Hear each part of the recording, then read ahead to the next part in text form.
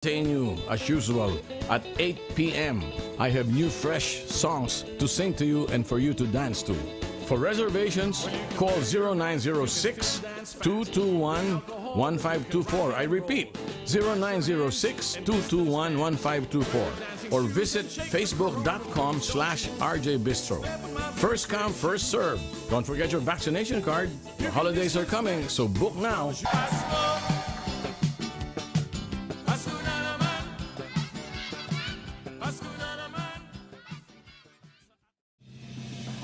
You are watching the multi-awarded Radio Bandido TV on Channel 224 Sky Cable and TV Plus boxes. Simulcast on DZRJ 8:10 a.m. Informing, advising, and entertaining the Filipinos and OFWs around the world. Streaming live on www.facebook.com/DZRJ 8:10 a.m. or on YouTube, channel RJAM News.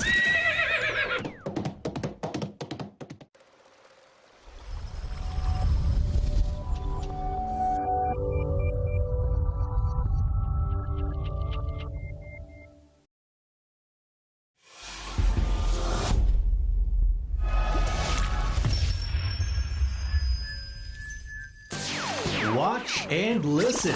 Kontra Birada every Tuesday from 5 p.m. to 6:30 p.m. Hosted by Attorney Mike Toledo and Attorney Karen Jimeno. This program will discuss the most important and fresh news and events and feature their guest, Attorney Salvador Sal Panelo. So catch Kontra Birada on Radio Bandido TV, Channel 224 Sky Cable, TV Plus boxes, GMA Afforda boxes, and all DTT boxes. Facebook/DZRJ 8:10 a.m. and YouTube channel RJAM News.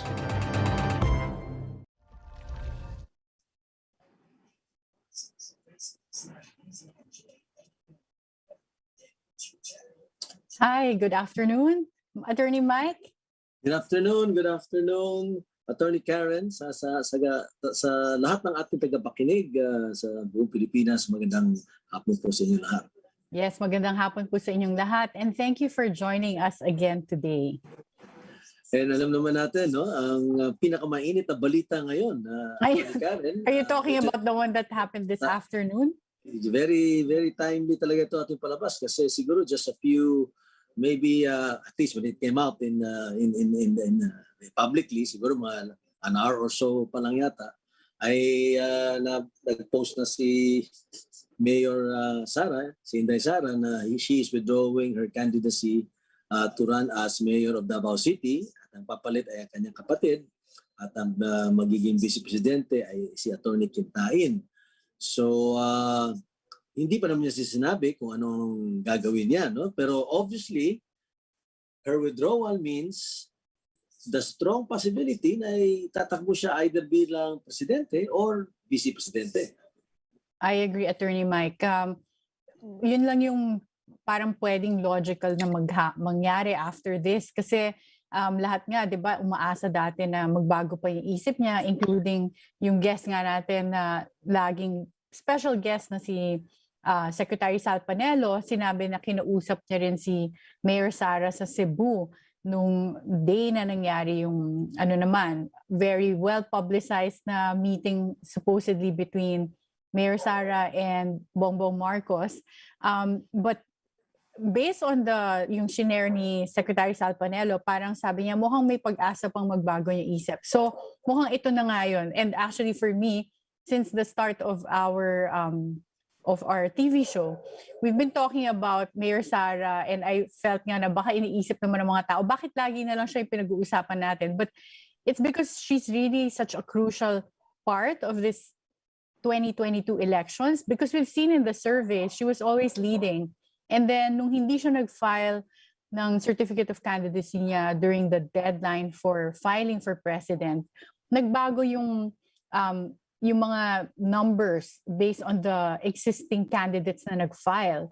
So, a lot of people naman were commenting na kung babalik siya sa race, mababago na naman yung dynamic. So, it was really an open-ended issue up until the deadline of November 15 arrives, which is going to be Monday na.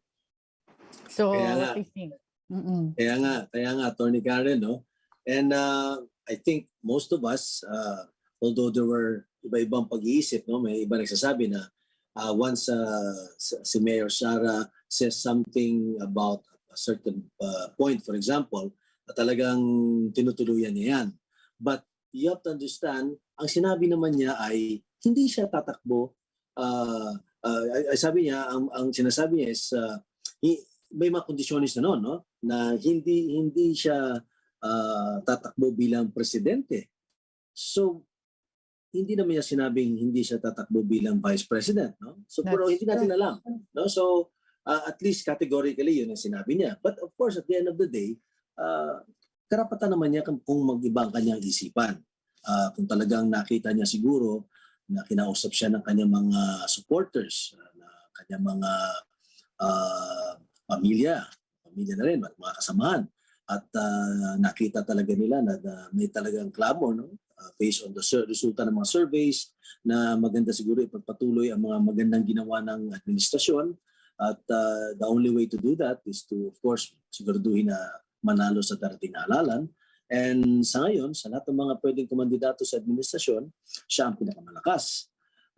Based on sa mga surveys na naganap. So, maybe nga, eto na ngayon, no? Talagang, I'm sure you and I agree na talagang while sinabi na nila na malamang hindi natatakbo, iniisip pa rin natin na since merong ang period na pwede pang mag-iba ang isip at magkaroon ng substitution by November 15, na siguro pwede pa rin mangyari na tatakbo siya bilang either presidente o bilang vice-presidente. Kung sino mo ang katandem o kapartner, hindi natin alam. Siyempre, maraming haka-haka dahil sa nangyari sa Cebu, no? Hindi talaga natin masasabi. Pero sabi naman ni Governor Gwen Garcia ng Cebu, kaibigan ko rin, na yung pagtaas daw ng kamay, kasi natatandaan niyo pagbisita nila, when they visited Cebu and Governor Gwen Garcia, inangat yung kamay ni Mayor Sara, no? Saka ni Senator Bongbong, Senator BBM. Marami nagsabi, ito na. Ito na yung tandem, inendorso na ng One Cebu, no? Pero the message talaga, ano, they say picture speaks 1,000 words, pero clarify naman ni Governor Gwen na ang actually riniraise nila yung kamay niya. Kasi nga na siya ang kandidato ni Sara dito sa Cebu at hindi yung kanyang kalaban sa Cebu na tumatakbo rin bilang governor. But then again, no, it may be true, yun talaga nangyari, pero ang message talaga nakikita sa mga ganyang klase mga litrato sa pagtitipon at pagmi-meeting, na timing na lahat sila nandun sa Cebu, ay will really make you think, no? And then ngayon pa na nagkaroon na ng announcement na talaga siguro doon na talaga papunta na siya ay tatakbo for national office. Yeah, and I think right after that meeting in Cebu also, that same week, no, Monday, si Senator Bato de la Rosa naman, who's the current presidential candidate of PDP, which is the president's party, talked to Mayor Sara, and Senator Bato said it was in his personal capacity because yung faction nga nila, Secretary Cusi ng PDP said it was not sanctioned by PDP yung pagpunta ni Senator Bato. But Senator Bato said it was to convince Mayor Sara to run. So I was going to ask you, what is your fearless forecast? Because we're really going to find out by Monday. So magandang subject ng pustahan to for a lot of people, no? Balita ko nga, marami na nagpupustahan. Ganun talaga ang no? Hindi lang naman dito sa Pilipinas yung pustahan ng ganyan about politics, even in Las Vegas. There were odds, no? They take odds betting on who will be the next president and all that, no? So sa ngayon, I'm sure marami din are betting on it. In fact, may mga kausap po kagabi ng mga negosyante. Sabi nga nila na, isa sa mga siguro, I guess katuwaan to a certain extent. Depende kung how much ang ibibet, no? Na nagpupustahan nga sila kung sino talaga, magiging tandem. What will be the tandem na lalabas not only with the administration but even with the opposition, I guess, no final tandem. Kasi even with the other tandem, so to speak, pwede pa rin pwede pa rin magbago lahat yan. Pero siguro ang iniisip na ngayon ng administration party is, in essence, siyempre, bakit ka tatakbo kung hindi mo naman masisigurado na may malaking pagkakataon na manalo? It would be a waste of resources, time, and energy if you will not be fielding in your strongest candidates. So, I'm sure pinag-uusapan na yan nila ngayon.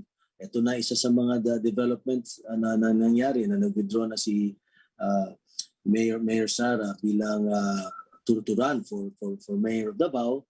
So that really gives a clear signal, no, na another major announcement will come soon. And ang mangyayari siguro dyan, Karen, that major announcement perhaps will be on November 15. In fact, pag binasa natin yung kanyang Facebook account, sinabi niya, nung in-explain niya, no, nag-withdraw siya at ang papalit ay kapatid niya, sinabi, eto na muna. So parang... Yeah, bitin na bitin talaga. No, eto na muna. So ibig sabihin, meron pang darating. Meron pang announcement na darating. At I think you and I, and I'm sure karamihan sa ating tagapakinig, ay may idea na kung ano yung announcement na yun. And ako personally, if I were to make, I would bet with you kung pipili ako ng prediction. My fearless forecast would be she'll run for president, not vice president.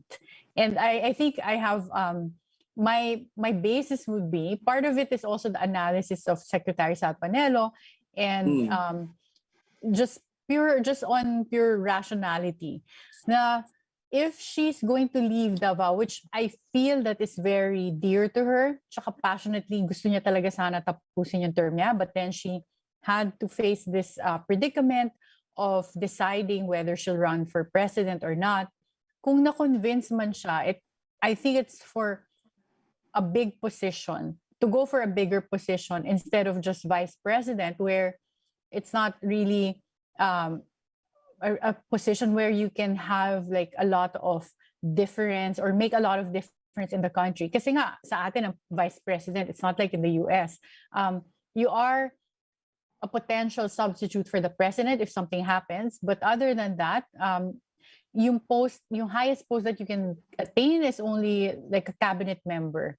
And then if you don't have the confidence of whoever the president is, then you're basically like a cabinet member. You serve at the pleasure of the president. So pwede kang ma-demote to someone na walang department or walang agency that can really function and introduce substantial reforms. And then kung pagtitignan naman natin yung mga survey, she was leading all the way. And on top of that, if she becomes admin candidate, she'll have the machinery of the incumbent, diba, ng government and that advantage. So I just feel na it doesn't make sense if she leaves Davao only to get a vice presidential position. Unless, there's really something very critical na like yung katandem niya really is someone na solid administration candidate din. Very good point. Very good point. Yung sinabi mo, Attorney Karen, I agree with you. She will not leave Davao if it were not for going for the highest office of the land, of which she has been rating very well for several months till the time that she categorically said na hindi siya tatakbo bilang presidente at tinanggal na rin siguro yung pangalan niya sa mga surveys. Pero alam naman natin na pag binalik ulit yan, ay in all probability tataas na naman ang kanyang mga numbers. No? And tama ka, with the backing of the administration, siyempre, we all know that may labang talaga if you are an administration candidate. Kaya siguro ang tanong dyan ngayon is that how, perhaps, ano kaya ang pero yun nga, no, hindi naman natin alam kung ano ang ongoing talks at usapan. No? We are not privy to that. Sayang nga at wala dito ang ating special guest. Baka mamaya-maya papasok si Secretary Panelo, baka mapagbigyan tayo ng pagkakataon na matanong siya kung ano ang mga naiisip niya, analysis niya, or better yet, kung baka may naalam siya, no, na hindi natin alam na pwede niya i-share, hindi naman confidential pa siguro. Pero siguro ang tanong ngayon is that ano kaya ang iniisip ni Senator BBM? Assuming na there's no really ongoing talks yet. Assuming lang for the sake of argument na hindi pa siya talaga nag-uusap ng todo-todo na ngayon na nag-withdraw na siya. Ano kaya? Would he be willing to slide down bilang Vice President? Considering na ang numero naman niya ay talagang pataas na rin. At kung titignan mo ang mga surveys na whether the official surveys, the unofficial surveys, there were some surveys made by even Manila Times and various surveys, no, na nakikita that he is leading. Tumataas din si Vice President Lenny, si Mayor Isko, no? So the other candidates are also gaining some numbers, but still ahead is si Senator Bongbong. Now, kasi pwedeng isipin na kung months ago pa at nag-usap na at ang numero at that time nauuna si Mayor Sara and then si Senator Bongbong 2 or 3, baka mas madaling tanggapin na mag-VP siya at that time. But siguro since time had passed, baka naman isipin naman din ng kampo nila na iba na ang sitwasyon ngayon eh. Nakikita na rin numbers na mataas ang angat at ang numero, no? Cutting across different demographics, no? Ang pagtataas ni Senator BBM. So that is a matter na siguro pag hindi pa nila napag-usapan, eventually kailangan talagang napag-usapan kasi paano ba to? Hindi ko naman sinasabing hindi pwede pag-usapan. Of course pwede. In politics, as they say, Karen, in politics rather, it's the art of the possible and of the impossible. Anything can happen, no? So I'm sure ngayon pinag-iisipan na nila, no? Paano ba to? Are we willing to slide down or better to slide down to make sure na siguradong panalo yung dalawang kandidato? Or will Senator or rather Mayor Sara be willing to be the VP? But sinabi mo nga, mukhang judging from how you know her, no, mukhang hindi naman siguro siya bibitaw. At ako rin nakikita ko rin yan, no, para lang tumakbo bilang vice presidente. So from now till Monday, I'm sure yung usapan yan, katakot-takot na usapan yan at I guess let's be frank about it, no? Negotiations. Siyempre kasama yan in any political discussion, wherever you are in the world. There's always going to be a lot of talk, negotiations, maybe even call it what you may, horse trading, whatever you call it. Willing ka mag-slide, but ano naman yung kapalit? O hindi ako mag-slide, pero ano naman ang kapalit? You know? Kaya bantayan natin ang mga darating na araw. Very exciting. Then that's that very good point yung tungkol sa negotiations because even in the US, I saw that happen na nung nagkaroon ng Democratic primaries because yung Republicans nga, si Trump talaga yung candidate nila. So it was more of going into the elections, it was watching the Democrats have several presidential candidates na andyan apart from Biden, hindi pa nga lamang si Biden that time, Bernie Sanders, Elizabeth Warren, and you have Kamala Harris, who's now the vice president, and yes, Pete Buttigieg, and Tom Steyer. So ang daming candidates. And then as you see, every time they go through primaries, nagkaroon ng eventually at some point, yung turning point, na nag-withdraw na yung ibang candidates and then endorsed someone. So in this case, we saw that Kamala Harris at some point withdrew and then endorsed Biden. Yes. And then later on, siya yung naging vice presidential candidate nung naging presidential candidate na si Biden officially ng Democrats. And then we had Pete Buttigieg that withdrew. And then I was already hearing rumors that time na magwi-withdraw siya, but he was negotiating for a cabinet post under the Biden administration, which became true. He's now part of the cabinet of President Biden. So you're right. Like it's going to be interesting to see ano yung mapapag-usapan and then sino yung mabubuong tandem based on that. And it seems like for PDP, hindi naman mahihirapan na mag-substitute dun si Mayor Sara because Senator Bato has been saying na anytime pumayag na si Mayor Sara na mag-candidate, aalis siya. And they already have a vice president who is also a close ally of the president, si Senator Bongo. Whereas si BBM naman still has no official vice presidential candidate. Although I heard from sources, Attorney Mike, na reliable sources naman because they're really involved in the camps of the candidates. Na ang reason daw pumunta si BBM sa Cebu is to talk to a potential vice presidential candidate na hindi si Mayor Sara. So ang sabi niya, yung chance meeting with the meeting between Mayor Sara and BBM was really by chance in a sense because they were there for yun nga, katulad din sinabi ni Mayor Sara for Yeda Romualdez's birthday.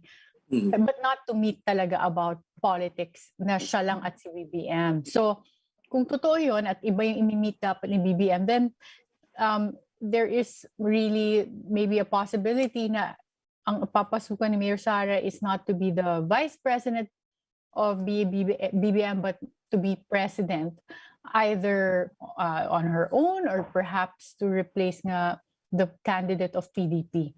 So, at this point, it's really becoming really exciting. Akala ko dati, wala, ito na yung ano, yung sa para siyang telenovela talaga. But I thought doon na siya matatapos sa kung sino yung candidates natin ngayon. Alam mo, sinabi nga, pangdagdag pa dyan sa tuloy-tuloy na, drama, no? When I say drama, I don't mean in the derogatory sense, ha? Talagang unfolding. Parang drama siya, parang pelikula. Pero ganun talaga ganun ang politika. No? Sinabi yata ni Senator Bongo, ni Senator BG, na parang nag-hint na siya na baka may changes nga doon sa kanyang vice presidential candidacy. Baka magkaroon doon ng changes. So talagang there are already hints being dropped left and right. Kaya, so he might not run for vice president? He may not run for vice president, no? So talagang well, I guess your guess is as good as mine, pati na rin lahat ng siguro ng ating tagapakinig.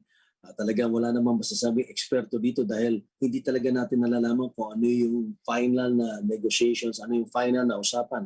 Kaya nga ni sinabi mo na kagaya ng Amerika, dito rin sa Pilipinas, ganun din naman kasi halos pareho yung ating political system, no, presidential system. Ongoing yung this discussion at maski na magkalaban sa Amerika, maski magkalaban kayo sa umpisa during the initial nominations, no, for let's say for the Democratic Party, for the Republican Party, eventually you support, no, whoever is the winner of the nomination, no. Yes, dyan naman ako bilib sa US. It's for me, it's really a sign of maturity of the way they exercise politics there, because you'll see that during the debates, very heated yung debates nila. Yes. They bakbakan talaga. And then once they get to the common candidate, then they all go behind him or her. So we saw that with even with Clinton when she became the presidential candidate for the Democrats. That in 2016, back in 2016, and then again here, diba? So yeah, I think Sanders, for instance, and Biden, they had very heated debates before, pero in the end, Sanders also endorsed Biden. So it is a great system that I think, kasi nga hindi siya nagiging super divisive because the supporters of a specific candidate na tumatakbo rin or at least gusto ma-nominate as the Democratic candidate, they tend to, once they endorse someone else, lumilipat na dun yung support. So you end up having like consistent identity also among the voters na whether they're Democrats or Republicans, and they base their identity on what the principles are of either party. Whereas sa atin, medyo it shifts so quickly because you can have someone supporting a candidate and then pag hindi na may nangyari sa candidate na yun, like in this case nung filing of the certificates of candidacy nung hindi nag-file si Mayor Sara, I guess the surveys reflected that na may mga naglipatan nga dun sa iba't ibang candidates, but it's really personality based. Like it's harder for any political analyst to predict kanino pupunta yung mga voters. But I think based on your information, like kung meron ng dinadrop na hint si Senator Bongo na hindi siya tutuloy or may changes sa vice presidency, that might be a very strategic decision as well on the administration or PDP na hindi parehong from Davao at hindi pareho yung voter base na tatakbo for president and vice president.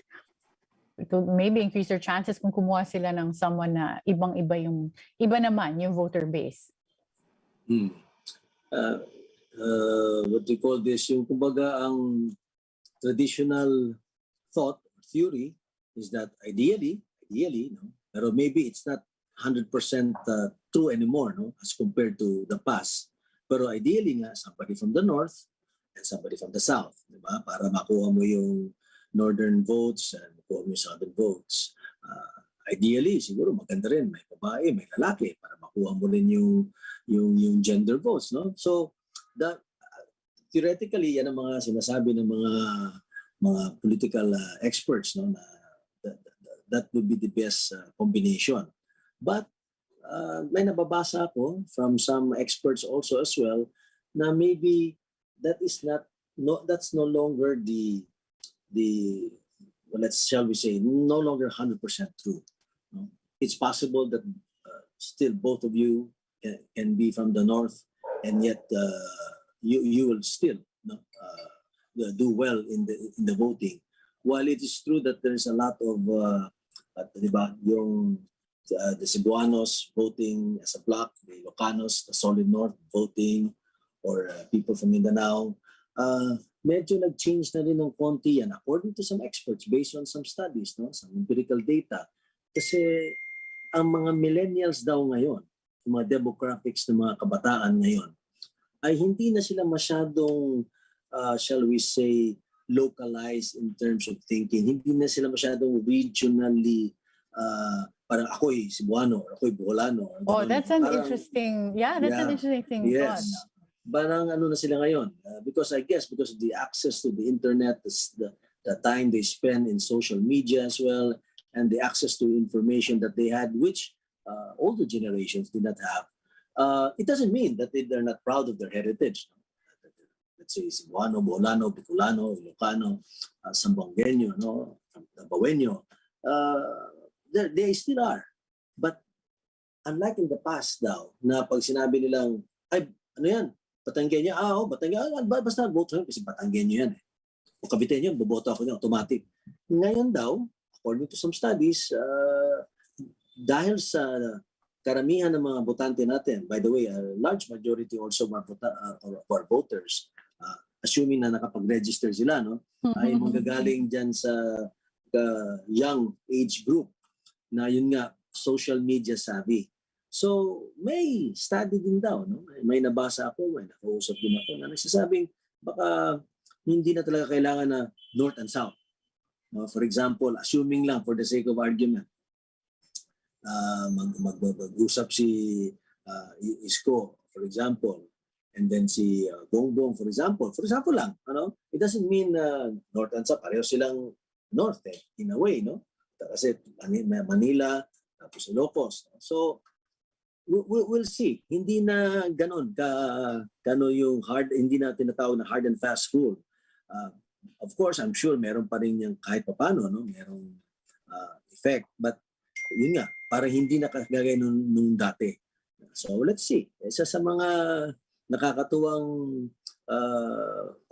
tignan, observation kung ano talaga, no? Kasi again, let me repeat, Attorney Karen, no? I've been involved or at least have seen several presidential elections couple of years now. And for me, this election is the most fluid and most uncertain, despite that candidates have already actually filed their certificates of candidacy. Noong unang panahon, the uncertainty usually is before the filing of the COC. Sino ba talaga? Ano? Although may idea ka na more or less which will be the standard bearer of a particular party, no? More or less may mga idea ka na. Pero ngayon, really difficult. Nag-file na ng COC, pero up to now, hindi pa rin tayo talaga sigurado kung ano na ang final permutation. And again, kagaya na pinag-usapan natin nung maybe the first or second episode, it has a lot to do also with the fact that we have a weak party system.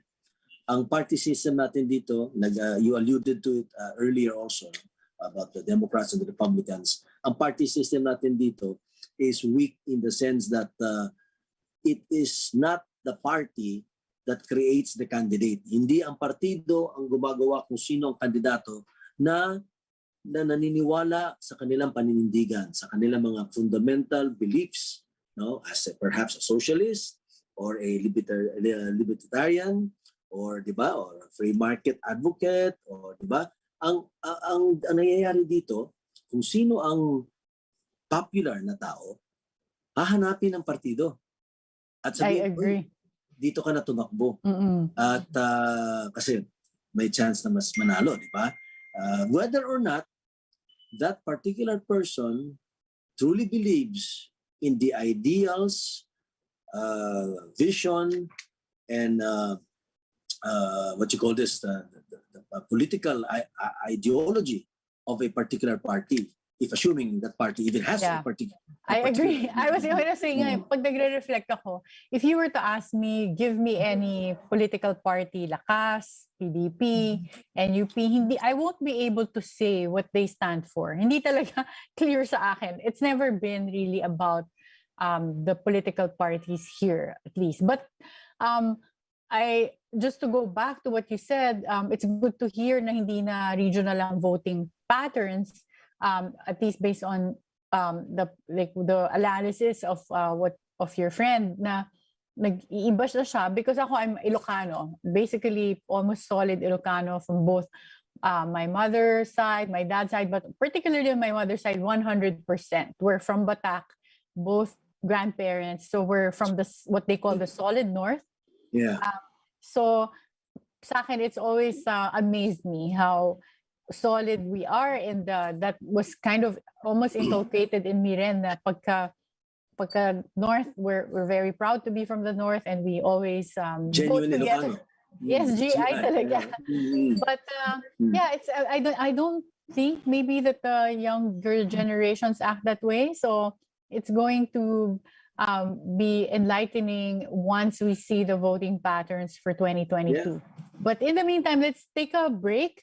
Although I have good news on baka though, so I'm saying baka, but si Secretary South Panelo texted me that he's still in a dentist chair, but he will join us now. Because he wrote an article this week na sabi niya, if Sarah runs for president, it's game over. So that came out in the Inquirer, and you shall see, diba? It's good to be hearing from him once he's back on.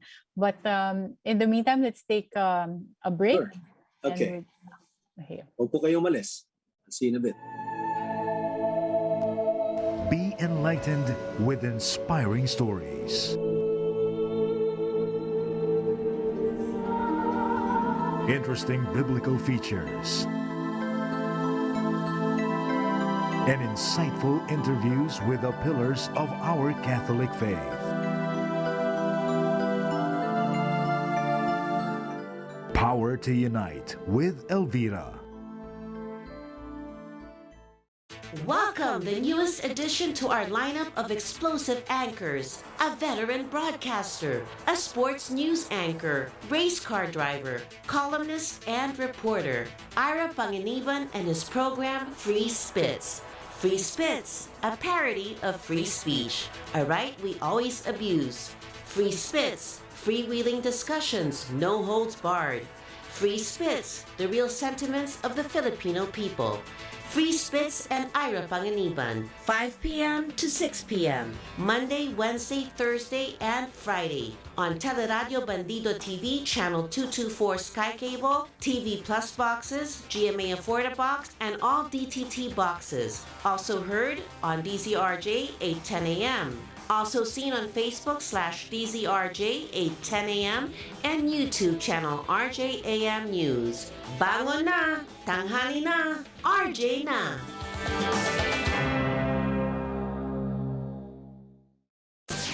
Watch and listen.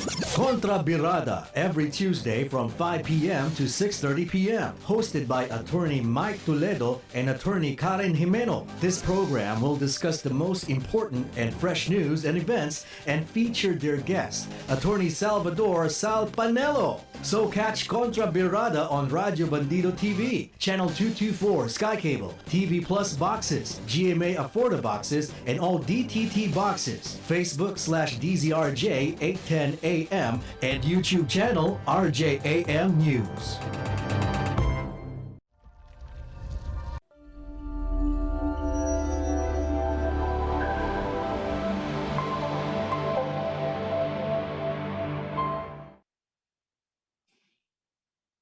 Good afternoon again, Attorney Mike, at good afternoon sa mga nakikinig sa atin. Welcome back. Welcome back. Salamat for joining us. Good afternoon again, Attorney Karen. Alam mo, may sinabi ka kanina. Sinabi mo you are genuine Ilocano at both your parents are from Batak, no? Yeah, both my grandparents from my mother's side. Pero sa dad's side, yung Jimeno namin is from Tagudin, Ilocos Sur. And then the other half, my grandmother from my dad's side is from Batangas, Nasugbu. So that's talagang, 3/4. Okay, so talagang solid Ilocano. Ako naman solid Bisaya. Kaya siguro pwede tayong tumakbo. Pwede. North-South. Or yung tandem natin ngayon. Pwede tayong mag-gather ng audience from North-South, all the way from the north to the south. Yeah. North-South, tapos we can host in man and Tagalog. woman. So. Yeah, that's true. And we can host in Tagalog, in Ilocano, and in Bisaya. In Bisaya. Pwede. May pag-asa siguro tayo. Pareho naman tayo abogado. Pero di ba, after seeing yung how I guess messy it is, sometimes parang ako, coming from a family naman na wala sa politics, parang I get overwhelmed just watching. Kaya ako masaya na nang nanonood because I get excited, I get intrigued, but then I don't get stressed. Kasi di ba, kung ikaw yun, I don't know how they handle the stress. Can you imagine? Ang hirap talaga. I mean, alam mo, at the end of the day, being a politician is not an easy job. Definitely not. Talagang kailangan unang-una meron kang sikmura na made of steel, bakal. Kailangan yung stomach mo kayang-kayang tiisin ang lahat ng batikos, lahat ng pwedeng ibato sa iyo, paninira. At ang masakit yan sa politiko, ganun talaga. It's part of it's par for the course, so to speak. It's really part of how a political life is, no? Minsan yung mga kaibigan mo na nagkamayan na kayo, nag-usap na kayo, yung pa ang trataydor sa iyo. Ay, totoo. Talagang politika. Nakita There are no natin permanent friends, but permanent interests. Diba? Ganun nga. Kaya mahirap. Kaya pag bago ka talaga pumasok sa politika, kailangan talaga you have to have the resolve na hindi ka basta-bastang mag-give up kung ikaw ay binatikos ng iyong kalaban or ng maski na yung mga kasamahan or ng media. Kasama naman talaga yan, no? Na ang ating fourth estate is there also to watch and see what our politicians are doing. And if you are a very private person at ayaw mo yung the public binabantayan ang iyong buhay, talagang mahirap talagang pumasok sa politika or in public office for that matter. Yun lang nga, sometimes we are also reminded by what the American President Franklin Delano Roosevelt once said, that there can be no greater calling than public service. At ako'y naniniwala diyan na walang kasing taas na di ba na calling, no, ng panawagan sa buhay na isang tao, but sumilbi at magsilbi sa publiko. Ako'y naniniwala dyan. At marami sa ating mga nasa gobyerno ngayon at nasa public service ay naniniwala akong tinutupad ang dapat nilang gampanin bilang maging isang tunay na government official o public official. Hindi po ako naniniwala na lahat ng mga nasa gobyerno o nasa public office ay pasaway. Hindi po ako naniniwala. Naniniwala po ako lalo na yung mga nasa mga bureaucracy, no? Yung mga regular Yung mga government workers, yung mga career na matagal na sila doon. Gusto talaga nila magsilbi. Kaya saludo po ako sa inyong lahat sa nasa gobyerno, lalo na yung ating mga career officials from the secretary lang or messenger all the way up to the bureau directors and of course the undersecretaries and secretaries, no? Kasi talagang mahirap talaga. May desisyon kang gagawin, tama ba o mali, meron talagang babati ko sa iyo. Kung talagang damn if you do, damn if you don't. Pero talagang kung iyon ang paniniwala mo, dapat mong panindigan ng iyong desisyon. May nagsabi nga, huwag ka pumasok sa gobyerno, public service, kung ayaw mong ma-fire. You must be ready to get fired because of what you believe in. Pero madaling sabihin, pero talagang gano'n. No? Kung ikaw ay natatakot, for example, ikaw ay member ng isang kabinete or you are the head of a government agency at ay ayaw mong dumisisyon kasi takot ka. Baka ito. In other words, in action, stymied ka, hindi ka makadecide. Sinasabi ng karamihan, then you have no business being in government. Kailangan mong umaksyon and decide. No? And you rise or fall based on your decision. But not to act when the time calls for action is the worst decision one can make. Oh, but meron ako mga naiisip din na nasa gobyerno dati na cabinet members or even some past presidents that have been criticized for being too slow to act. Na yun yung isa sa mga weaknesses nila. So, not gonna name names, pero meron mga na dumaan na sa politics na ganyan. Minsan yun yung hindi nga corruption yung binabati ko sa kanila, pero yung failure to act or yung pagkabagal naman sa pag-act. And Attorney Mike, ngayon lang, meron akong natanggap sa isa sa mga kaibigan ko na I guess parang update din, but I don't know how reliable this is. Nakalagay, Sara Duterte at Gloria Arroyo nakatakdang magpulong sa villa ni GMA sa Balisin ngayong Nobyembre 11 hanggang 14 kasama ang 90 na kongresista.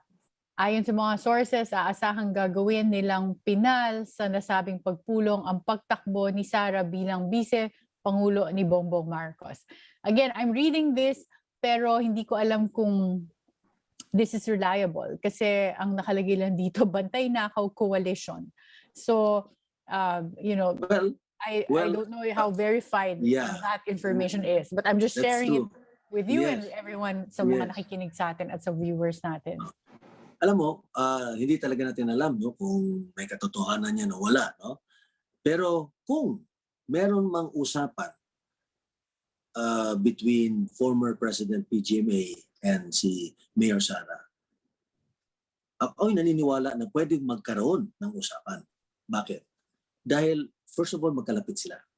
And if you recall, nung naging speaker si GMA, noong the first years of the Duterte administration, alam ng lahat na isa sa mga tumulong na maging speaker si dating Pangulong GMA was Mayor Sara. Yeah, so, and I think it was also publicly known na because leading up to the replacement, publicly nag-aaway noon si then Speaker Bebot Alvarez and Mayor Sara nga, right? Like, it was public in a sense na nagsasagutan sila in the media and then interviewin yung side ni Mayor Sara and then interviewin yung side ni Speaker Bebot, and then it led up to the ouster of Speaker Bebot nung 2018 SONA.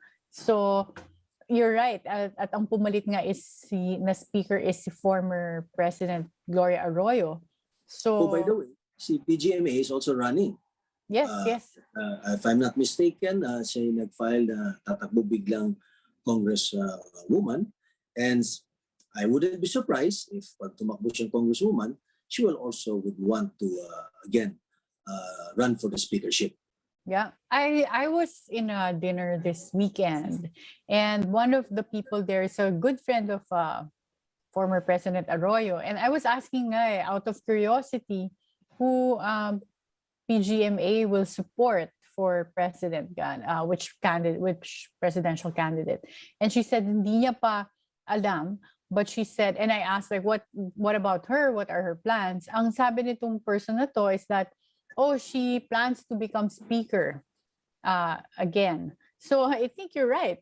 If I were to believe this person, mukhang yun yung plano rin. So marami pala talaga pwede mangyari. Pwede maging speaker muna siya, but only for a certain period. Then pagbibigyan niya yung mga kagaya ng, for example, isa sa mga malapit sa kanya at lakas stalwart is si Majority Floor Leader Martin Romualdez, no? Who's also seeking re-election together with his wife, Congresswoman Yeda, no?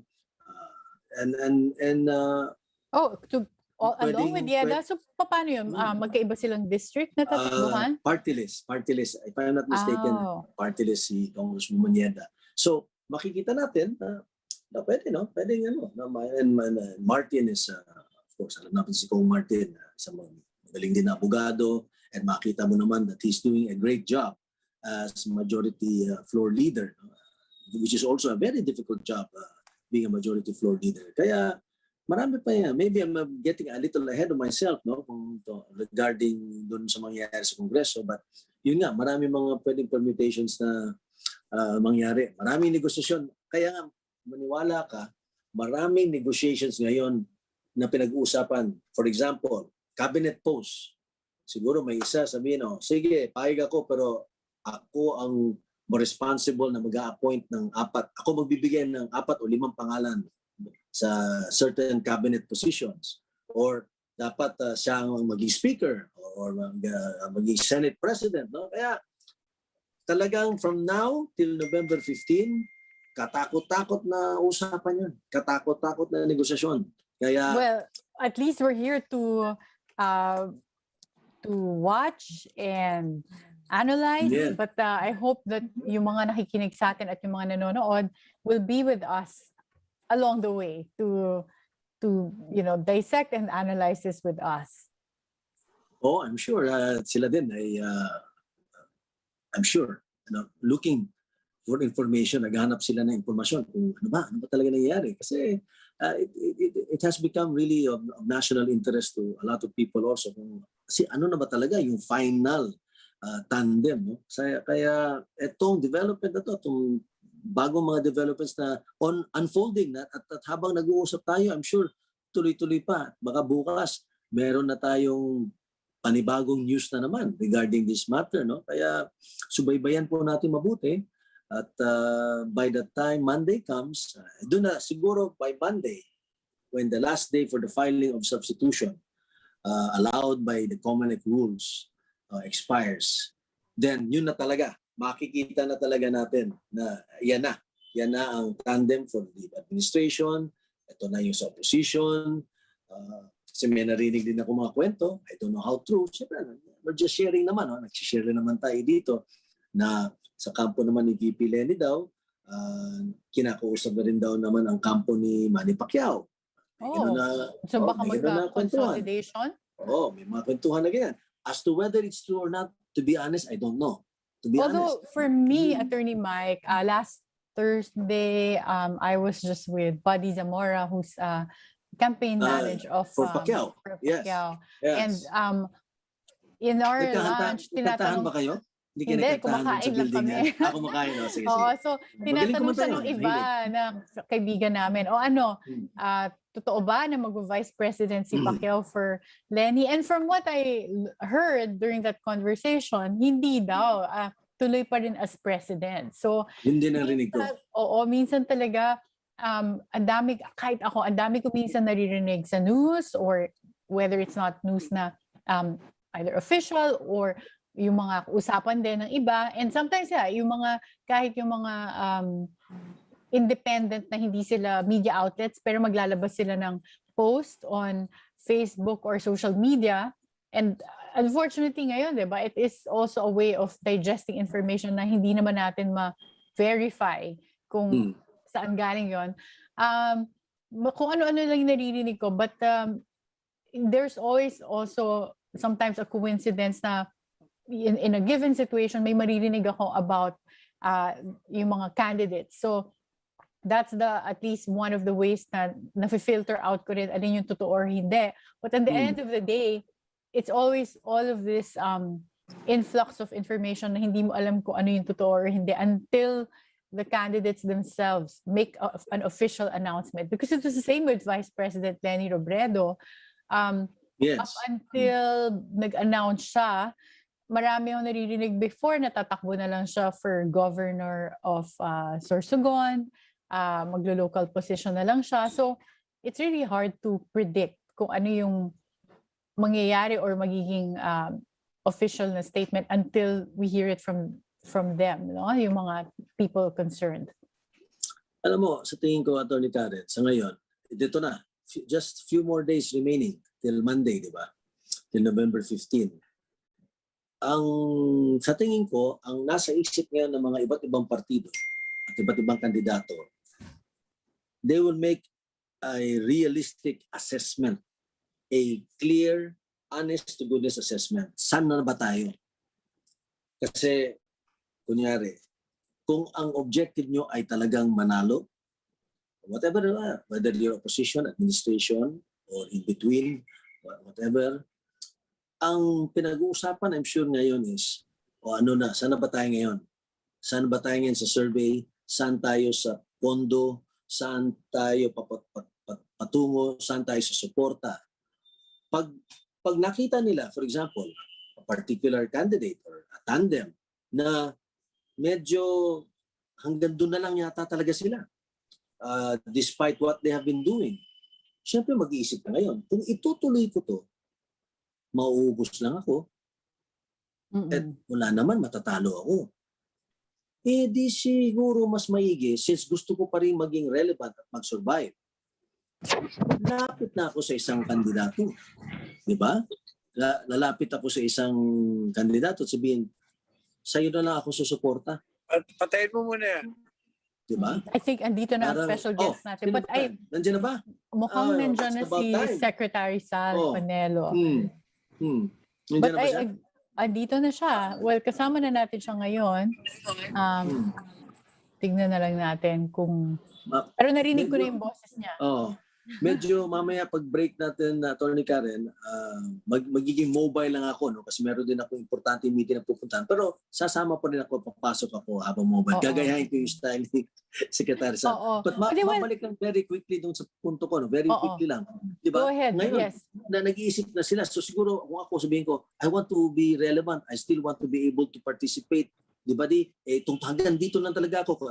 Pag inisipan mo mabuti, sasabihin mo na lang, by the way, Madam or Sir candidate, gusto mo ba suportahan na lang kita? Kasi ako, dala ko, let's say, dala ko 20%, dala ko 10%, di ba? Whatever. Para suportahan ko na lang yung kandidatura mo. At syempre, sasabihin ng kabila, okay, thank you very much. Pero hindi naman pwedeng libre ang mundo, di ba?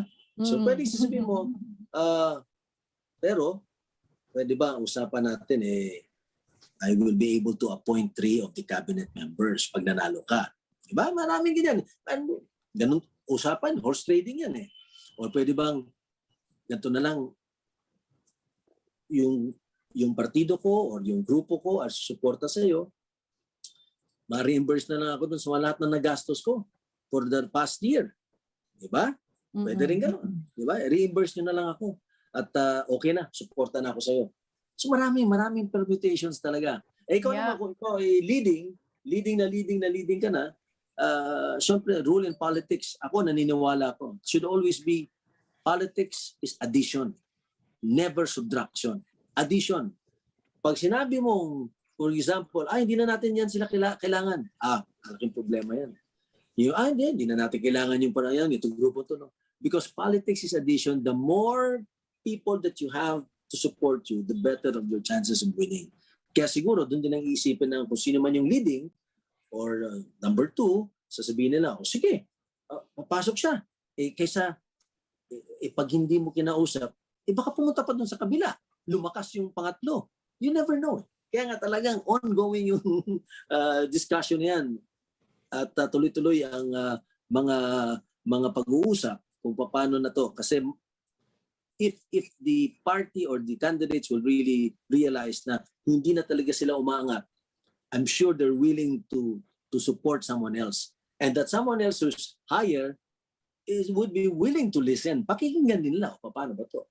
Kasi pag hindi naman, baka pumunta nga sa iba pa. Diba? Kaya yan ang bantayan natin, subaybayan natin. Ngayon makikita natin sino mag-addition, lalo na kung papasok si Mayor Sara. And we have here our special guest, our favorite Attorney Sal Panelo. The legal luminary. Hi. Hello there. Hi, Attorney Sal. As always, ang ganda-ganda ng outfit. Legal luminary na, fashion na icon pa. Yeah, true. Parang yan ang, I remember kailan ba nag-meeting yata yung PDP, nakakita akong article, may picture si Secretary Sal Panelo na parang nasa red carpet. So sabi ko, siya lang yata ang attendee na pag pinipicture parang may red carpet event. Yung siya lang, actually, parang celebrity ang peg niya.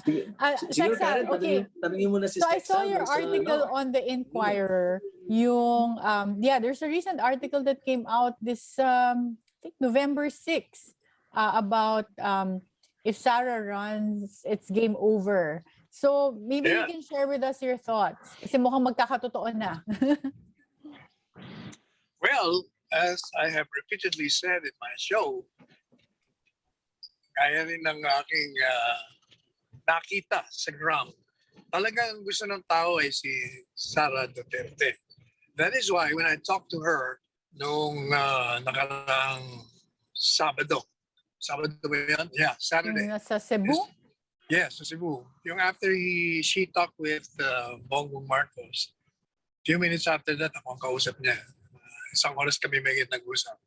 I told her na talagang she really has to consider yung mga tao na lumakad, nag-invest ng panahon, ng pera, wala naman siyang sinabi na gawin nila yon. At saka yung need to continue the programs of the father. Kaya kailangan pag-isipan niyang may yan. And we parted with her statement na yung nga daw ang gagawin niya. And na-realize niya naman daw na kahit na nagsalita na siya na hindi siya tatakbo, people have not let up on their desire, on their persuasion, on their urgings for her to run. At sabi ko nga sa kanya, she has the presidency on her hands. Kasi lahat ever since talaga naman siya. And nung siya nagsalita ng hindi na siya tatakbo, kaya tumaas ang rating ni Ferdinand Marcos Jr. Kasi nung nawala siya, siyempre, yung iba maghahanap ng choice, second choice. Kaya tumaas. But most of those na pumunta kay Bongbong Marcos, ang sabi sa akin, I don't know kung anong sabi nila sa iba, pero pag sila ang kausap ko, the reason why they're for Bongbong is because Sara doesn't want to run. But if she changes her mind, definitely babalik sila kay Mayor Sara. At mukhang yan ang mangyayari sapagkat sa kanyang withdrawal ng kanyang kandidatura bilang mayor, that's already a step towards the direction that she's now definitely running. Now, anong tatakbuhan niya? Will she run for the presidency as what millions want her to do? Or she will run as vice president? Yan ang malaking katanungan niya. Kasi may mga lumulutang ngayon na baka mag-vice. At medyo magkakaroon, maraming problema yan. Magkakaroon ng mga problema sa maraming kandidato, kasi pag tumakbo siya ng vice at si vice presidential candidate, now Senator Bongo, will not withdraw, ay magkakaroon ng dalawang admin or at least dalawang and very close to the president. Yeah. Duterte alay sa maglalaban. magkakaroon ka ng problema dyan. Now, one of the, assuming natatakbo siya ng vice, one of them has to give way. Pero ako naman, tingin ko, ba't ka naman tatakbo ng vice president? Nasa iyo na nga yung presidency. Now, sinasabi naman ng iba, sangayon daw kay Mayor Sara, nag-commit na siya kay Bongbong Marcos. And I understand, somebody told me, I did watch the video last night. Bongbong Marcos was very confident in saying that Sara will not run as president. At sinasabi kasi, nag-commit na raw. But you know, the commitment, if ever made by Mayor Sara Duterte, was made on the assumption that she will not run for the presidency. So, hindi pa pwedeng sabihin na she will be reneging on a commitment. The commitment is conditional on the premise na hindi siya tatakbo. Pero kung tatakbo siya, wala yung commitment na yon. At alam din naman ng lahat na talagang si Mayor Sara ang gusto ng mas maraming mga botante. At kaya alam mo, lawyer ka talaga. Based on just your argument alone, sabi ko, reasoning yan ng lawyer. So, but go ahead. So, yeah, kasi parang yan din yung sinabi ni Senator Bato nung na-interview siya noon na hindi ka ba na-intimidate na ang in-endorse or in-endorse daw ni Mayor Sara si Bong Marcos considering tatakbo rin supposedly as president si Senator Bato. Sabi niya, ba't ako may intimidate? Sinabi lang naman niya, pinag-usapan na paano tutulong. Hindi naman niya sinabi endorsement yon. So, I think it's along those same lines. But go ahead po. So, yan ang malaking ano. I think kung meron mang commitment at kung iniisip man ni Mayor Sara na baka naman masira siya sa kanyang salita, definitely hindi. Kasi yung salita niya, conditional yun. Kasi ang premise doon, hindi ako tatakbo. That is precisely nga, nung pinag-usapan nila na anong pwede magawa ng hukbong sa kanya kung hindi siya tatakbo. Kung tatakbo nga siya, paano? It goes without saying na yung hukbong ay sa kanya. At yung mga tao na nagpalit muna ng kandidato dahil ayaw niyang tumakbo, babalik sa kanya. Saka isa pa, alam mo, meron ding problema. Although I gave a legal opinion on this as a lawyer. Yung kasi, di ba, sinisiraan nila si Bongbong Marcos na madi-disqualify. Di-disqualify daw. Kasi nga, merong conviction ng failure to file SLN. Tax returns. Yeah. But the opposition, sa ngayon sa batas, kailangan fine and imprisonment, di ba? Mm-hmm. Pero yan ang lower court decision. Pero pagdating sa korte ng appeals, Court of Appeals, binago nila yan. Ang ginawa nila yung decision, fine lamang, di ba? Walang imprisonment. Kaya hindi papasok yung pinag-uusapan niya. Will that involve moral turpitude or not? Pero ang problema doon, kasi ang argumento naman ng mga abogado yata from what I gather, ni Bongbong Marcos, teka muna, yun namang decision ng Court of Appeals, null and void yun. Kasi, sabi nila, sangayon sa batas, dapat fine and imprisonment. Yeah. Yan na sunod, dapat hindi siya madi-disqualify. Saka, Sexal, yung pangdagdag lang, no, yung, di ba yung accessory penalty of disqualification from seeking public office, di ba? Isa daw yun sa mga accessory penalties. You will be perpetually disqualified from seeking public office. Isa sa mga argumento laban kay Senator BBM. Pero ang opinion ko nga dyan, you cannot apply the accessory penalty as of today. Mm-hmm. Because if your argument is the decision is invalid or null and void, then you do not have a decision at all. Kasi that was appealed from the lower court to the Court of Appeals. Eh since hindi Correct. pala valid yun, o depending pa, there is Di ba, nagkaroon ba ng argument na hindi valid? I thought the last act, at least legal act, was that it was pending, the Court of Appeals affirmed the lower court, and then nag-appeal si Bongbong Marcos. Supreme Court. Supreme Court. Sa Supreme Court. I think motion for reconsideration, and then, appeal and then withdrew the appeal. And he Nag-withdraw withdrew. siya because I think they realized, the lawyers realized, na baka masilip ng Supreme Court na yung Correct. decision ng Court of Appeals is in violation of the law. Kasi ang sabi ng law, fine and imprisonment. So, Yes. kaya sinasabi ko ngayon, kung yan ang argumento nyo, with more reason, hindi yan madi-disqualify pag invalid yan.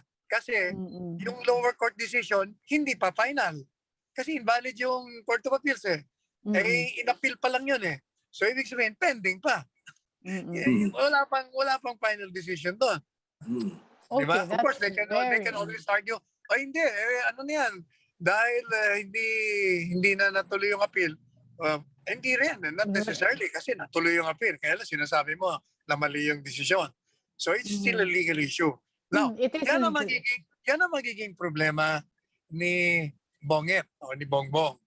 Nandun yung Sword of issue, Damocles, no? Yeah. nandun yung issue, sword of Damocles hanging over his head, na gagamitin ngayon mga kalaban niya, o sabi niya, ba't pa kayo boboto dyan? Eh, madi-disqualify naman yan.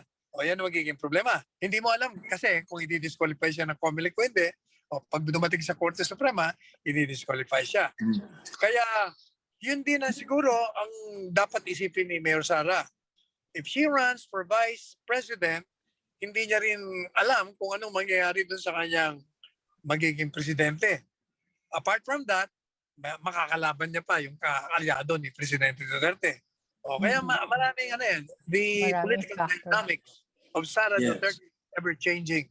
Yeah. So, within the next 48 hours, I think we will know whether or not tatakbo ba siyang presidente, tuloy-tuloy siya, na yan ang gusto ng mas marami, o tatakbo siyang vice, na will create a lot of repercussions, consequences. Marami.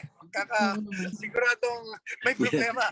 But you know, Secretary Sal, something that intrigued me was that last week, may lumabas na survey that showed yung na-publish siya sa Manila Bulletin, but it was RMNB, or I think that's the survey firm, na ang number one at the time survey would be Bongbong Marcos, but very close is trailing very closely was Isko Moreno, and then 3 was Leonie Robredo, 4 Pacquiao, and then Ping Lacson. But nandun, considering that hindi naman nag-file for candidacy si Mayor Sara Duterte, sa vice presidency, nandun siya, yung pangalan niya, and she was leading as the vice presidential candidate sa survey. And then number 2 si Senator Tito Soto. So I found that intriguing because I was thinking, bakit biglang linagay yung name niya sa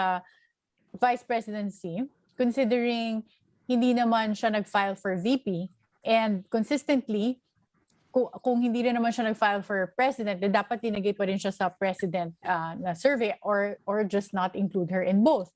So yun lang, that came out last Tuesday, and I remember that was the same day, pinag-usapan naman ni Attorney Mike because kakalabas lang that day. But baka meron, is this a strategy also on some camps to start projecting her as vice president? Napaisip lang ako ngayon nung nag-file siya, or nag-withdraw siya ng filing niya as mayor, and then now open na yung question as to whether she will go run for president or vice president. Okay, nawala si Secretary. Well, number one, nilalagay siya sa, kahit noon naman, nakalagay din siya sa vice presidential, sa presidential. Number 2, lahat ng mga surveys na yan, subsequent to her announcement, is predicated nga doon sa hindi niya pagtakbo. Kaya nagkaroon ng mga pagbabago sa mga rating. Pero pag pumasok sa ulian, balik ulian sa dati. Kung ano yung rating niya noon at kung anong rating ng mga dati niya mga kalaban, yun pa rin. Babalikin. Ako, Sexta, naniniwala ako dun sa sinabi mo na that is a very good analysis na yun nga, pag bumalik siya ulit at klarong-klaro na no, by November 15 na siya ay tatakbo biglang Pangulo, there's a strong possibility na babalik talaga sa dating rating no, kay Mayor Sara running for the presidency. Bagamat nakita rin naman talaga natin na sumulong talaga ang rating din ni Senator BBM. Pati na rin actually yung rating ni Vice President Lenny, no? Umangat na rin. No? But eto ngayon, eto na nga, babalik tayo sa sitwasyon dati bago sinabi ni Mayor Sara na wala siyang interest bilang tumakbong Pangulo ng Pilipinas. I totally agree with you na yan ang magiging situation ulit. At ang tanong lang talaga sa tingin ko is ano ba talaga ang tatakbuhin niya? Presidente ba o Vice Presidente? Yeah. Kaya dapat i-consider din ni Bongbong din yung yung disqualification case niya. Is he going to risk it or he is not? Maraming Kaya everyone should be seriously considering kung kailan magkaroon sila ng reassessment, re-evaluation ng mga posisyon nila dyan. Kaya the next 48 hours, the developing 48 hours, will screenshot to us kung ang mga susunod na kabanata. Yeah, dati sabi ko, kaya sera, what will be, will be. Pero binago ko yun eh. Kung natatanda mo sa programa ninyo, sinabi ko, ngayon hindi na kaya sera. Sabi ko, kaya sara. What she wants will be. May nakasara na yan. Pwede mo pagkantahin yan sa Exal. Kaya sera. Believe ako kay Secretary Sal because since last year, he was the person who was already writing about a Duterte tandem. And then now, even if nung nag-lapse yung period for filing the certificate of candidacy at ang final pa rin ni Mayor Sara is as Davao City Mayor as a candidate, siya pa rin yung tuloy-tuloy na sumusulat ng possibility na mag-run pa rin for higher office si Mayor Sara, even if other people said, hindi natatakbo yan. Then disclose na nila yung possibility. So, ngayon, it just reminds me of 2016 din because it was also Sexal who was there consistently when wala pang certainty whether then Mayor Rodrigo Duterte, now President, was also going to run for President. Alam mo, Attorney Karen and Secretary Sal is here to confirm. Hindi ko talaga makalimutan, nag-lunch kami last year pa. Siguro medyo late last year, last quarter of last year. At sinabi nga niya sa akin na in one meeting with the President, diniretso niya si Presidente about a Duterte tandem and how it had a life of its own na. And tuloy-tuloy na rin whether the President is running again or not, that at least Sara will be there to run. Very consistent si Secretary Sal. Noon pa, hindi pa pinag-uusapan. In fact, I don't know, Sexal, no, if it's okay for me to say this, na ikaw ang isa talaga sa naglagay ng idea na yun, na Duterte tandem. And go ahead. I agree. In fact, yung Sara Duterte for President, I launched that in Hong Kong 4 years ago. Doon ko inumpisan yung Sara na pwedeng maging presidente. In fact, ever since I've been calling her La Presidenta, hanggang ngayon, Presidenta ang tawag ko sa kanya. Tapos yung 5 or 6 months ago, pinasok ko na yung Duterte. Tapos siyempre, ang daming panelo idea lang yan, wala yan. Pero kita mo, yung survey, naging Duterte. Pero alam mo, merong yung as I was saying, the dynamics are changing. Pwede, maraming naiisip na senaryo ako ngayon. Alam mo kung bakit? Halimbawa, pag si Mayor Sara tumakbong Vice President, Secretary, we can't see you. Nakaharang yung mukha mo. Naharangan yan. Okay. may problema kasi nga, kaalyado magiging kalaban niya. Pag hindi mag-withdraw si Bongo, talagang may problema, mahati ang mga boto. So, kailangan yung kampo ni Presidente Duterte, pag-isipang mabuti yan. Anong pwedeng mga alternatives yan? Well, Bongo can seek the presidency and then President Duterte can go back to his vice presidency. So, meron ka ngayon, go Duterte. And given the fact that Mayor Sara said that kailangan isa lang Duterte, she might withdraw to give way for the father. Or si Presidente, hahayaan niya, si Bong will run, at si Sara naman ang Vice President. Pwede yun. And then siya tatakbong senador. So you have there Sara, Go, Duterte, si Senado. Oh.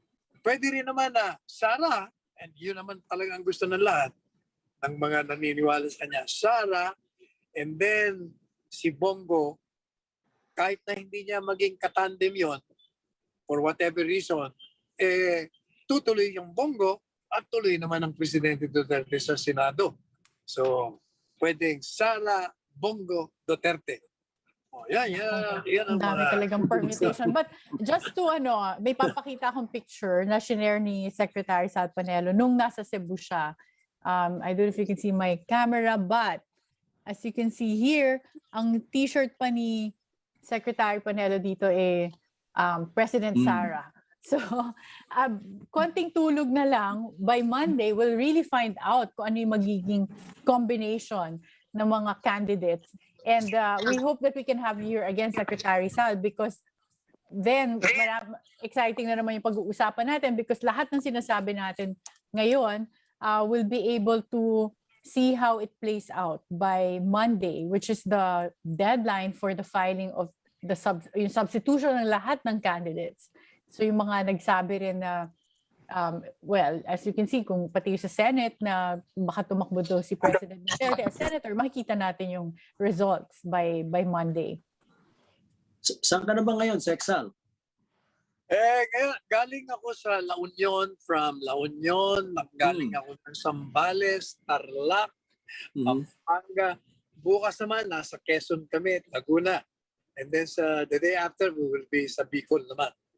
How are you enjoying the campaign trail? Hindi ba kayo napapagod? Actually, hindi pa nga kampanya kasi hindi pa naman nangangampanya dahil Pebrero pa. But marami kasi imbitasyon Like for instance, the Philippine Eagles have been inviting me left and right kasi ang dami nilang chartering na tinatawag. And then, yung dati kong assignment kay Presidente Duterte na get the concerns of the LGUs, I've been receiving invitations for that. So sa ngayon, yan ang ginagawa ko. Pero pagdating ng Pebrero, talagang tayo iikot ng kampanya na. Bilib ako sa energy level mo, Sexal. Bilib talaga ako sa energy level. 100 push-ups kasi a day yan Ay, at hindi pa namin nakikita yon. Kailangan ipakita mo sa Kaya very fit yan. Kami dalawa ni Mike, magpapakita ng aming mga athletic prowess. At mga abs, Mga abs. In the right places, In the abs in the right places. Hindi mga bilbel. Okay. But Secretary Sal, here, kanina nagbigay ako ng fearless forecast ko kay Attorney Mike at sa mga ating viewers and listeners as to what the filing would be, or at least ano mangyayari sa Monday na magiging position that Mayor Sara will file for. Would you want to give your fearless forecast? Sa akin, I have already explained to her more than an hour of discussion. Pinakita ko na sa kanya the urgent need for her to run, to continue the programs initiated by the father. Not only that, sabi ko sa kanya, in considering whether you're going to run or not as president, tingnan mong maigi yung ginawa ng mga taong nasa likod ng pagpapatakbo mo. Because according to her, 700 parallel organizations. And kinorek na ako nung ako'y nasa Davao the other day. Sabi niya, sir, it's 701 na. Biro mo nga ako 700, mag-organize ka lang ng isang organisasyon, napakahirap na. Yung pang 700 parallel organizations. Kaya yung, meron siya kasing binanggit sa akin na kung alam niya lang na yung father niya hindi tatakbo, sana raw nakapag-organize siya. Para yung kung halimbawa tatakbo siya presidente, sabi ko naman, dati ka na namang organize. Ano man tawag mo doon sa 700 parallel organizations? Plus, ang kampanyahan pa naman matagal pa. You have 6 months. So sabi ko, wala akong makitang reason kung bakit hindi siya tatakbo. Wala eh. Kahit anong tingnan mo, lahat na i-consider mo, lahat na i-factor mo, wala eh.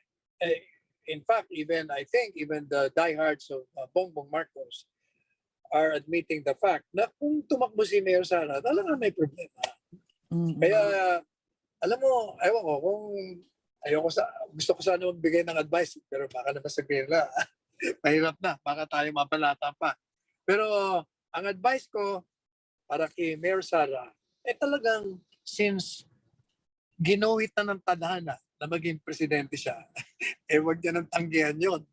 Talagang siya ang nakaguhit siguro si Bongbong Marcos nakaguhit din. Pareho din ng mga anak ng mga presidente. Baka hindi ngayon ang panahon niya. Baka sa susunod. Yun. Maganda. Yan ang fearless forecast na narinig natin na Attorney Karen, no? Na at least galing kay Sexal mismo kasi 'di ba isa sa inantabayanan natin kanina is to hear from him kung ano ang kanyang fearless forecast. Pero kagaya ng sinabi ni Sexal, despite his fearless forecast, alam nga natin na marami pa talagang permutation at kagaya ng pinag-usapan natin earlier, di ba? Sa ngayon, Sexal, siguro, di ba? Sa ngayon, ang mga partido ngayon at mga kandidato ay with this development of her withdrawing from the running for mayor of Davao and the pronouncement of Senator Bongo that there might be even changes sa pagtakbo niya sa vice presidente. I'm sure nagkakaroon na nag-a-analyze na mga iba't ibang partido, iba't ibang kandidato. They're analyzing, re-evaluating their chances. And we wouldn't be surprised, kagaya na pinag-usapan namin ni Atty. Karen earlier, na baka magkakaroon ng mga realignment na. Kunyari, a certain party realizes na talagang medyo hanggang dito na lang tayo. So why don't we just talk to Mayor Sara and doon na tayo, all out na tayo sa kanya. Or the other way around, rather than maunahan pa sila ng ibang partido, di ba? So magkakaroon ng realignment talaga dito and isa yan sa mga exciting times na nangyayari. Ay sabihin mo, Mike, Karen, ano nga, ang sabihin mo, nagdadayariya ng maraming tao ngayon. Nagdadayariya na. Sa takot ba? Dayariya yan. Maniwala ka sa akin. Kasi, I will repeat what I said doon sa nabasa mo. If Mayor Sara runs for the presidency, it's game over. Maniwala kayo. Tapos na yan. Game over yan. And I think tama ka, nung hindi siya nag-file for president, Secretary Sal, yung sinabi mo nga, naging open bigla yung field. As you can see, pati yung numbers nag-change na may ibang survey, pinakita na mas dikit-dikit na sila. And then suddenly, it seemed like it was so open-ended na hindi natin alam sino talaga maging president. But now that if she's really coming back as president, meron na namang magiging leading, at least consistently in the polls, we've seen her lead. So, talagang maiiba na naman yung dynamics. And very, katulad nga na sabi ni Secretary Sa, siguro yung mga ibang involved na in other camps and campaigns, bigla na lang magdadiarrhea na ngayon. Meron nga akong Karen and Mike, meron na ako sa ulong ginagawang article. Gusto ko umpisan mamaya. Ang title ko The Political Dynamics of Sara Duterte.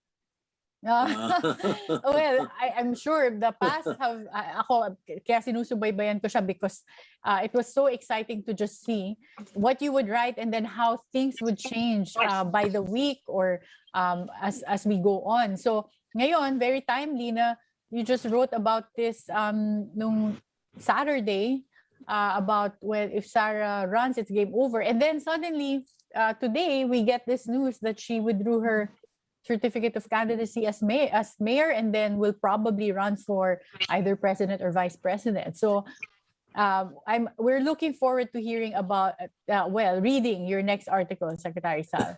So, alam mo ka rin, remember, sinabi ka ito sa programa mo, wala si Mike noon. Nung after makausap ko si Mayor Sara, after the 1-hour discussion plus, sabi ko noon, kung 20% na hindi siya tatakbo o 20% na maaaring siyang tumakbo, after we talk, sabi ko sa programa mo, 85% na. Palagay ko, ito na yung 85%. Nag-withdraw na siya. So, yung 15%, yun ang inaantay natin. Oo. And we do know for sure that she will run for higher office. So ngayon, it's more of ilang days, ilang tulog na lang, antayin natin at makikita natin kung ano ang position yun, no? But I think if, katulad na sinabi ko kanina kay Attorney Mike, if I were to be rational about it, there's no other post that's worth leaving Davao for other than the presidency. At saka alam mo, Karen and Mike, I think Mayor Sara should consider, kung vice president ka, wala ka masyadong magagawa. Kasi secretary ka lang eh. Ano bang gagawin mo doon? Lalo pa kung hindi ka bigyan ng cabinet position. Sayang naman na kung precisely nga gusto ng tao, continuity. Di ba? Ipagpatuloy ang pagbabago. Kung vice president ka lang, parang magiging non-productive ka. Lalo pa kung magselos pa presidente sa'yo, kung sino man ang maging susunod na presidente, lalo ka nang hindi makakagalaw, maging dormant ka. Sayang naman. Yan ang dapat titingnan ni Mayor Sara. Well, ako personally, I was curious to hear your thoughts because you got to interact with her personally nung just recently sa Cebu. So, mas nakita mo yung body language apart from talking to her face-to-face in person. I hope to see her either tomorrow or the day after. Okay. At siguro, Sexal, sayang lang na pag nakita mo siya, malamang nito sa ating susunod na programa, ay very substantial na ang mapag-uusapan natin regarding the candidacy of Mayor Sara because by Tuesday, tapos na yung deadline, no? And not only that, by that time you can share with us. Siguro, although tapos na, but you can share with us perhaps by that time kung ano man mangyari after November 15. Paano nag-evolve? Ano yung nangyari? Ano yung pinag-usapan? Ano yung negosasyon? Sino ang mga who are the characters involved and what was the decision? How was the decision arrived at? Interesado po kami at I'm sure ating tagapakinig na malaman kung paano umabot doon. Mukhang anong oras na ba? Mukhang magpapaalam na kayo. Yes. So ako, ngayon pa lang, I'm already asking Secretary Sal na please be available as our guest again next Tuesday because we would really appreciate your thoughts. And of course, I'm looking forward to reading your next article. Lagi ko siyang sinusubaybayan and it always makes for a great conversation, but also your insights. Like, it's always something that I look forward to reading. Kami nagpapasalamat, Attorney Sal. No? I know you're very busy in your ongoing campaign. I have been involved in several campaigns as well in the past, and I know how difficult, tiring it can be, and very demanding sa ating schedule, sa ating katawan. At I wish you good health sa tuloy mong pangangampanya. But Attorney Karen, I really appreciate that you were able to join us today, especially dahil sa development na nangyari lang kanina, just very fresh, na-develop na to. And your insights, as always, Exal, is very useful to all of us. So, mauna na ako magpaalam, Attorney Karen. So, maraming salamat sa ating mga tagapakinig.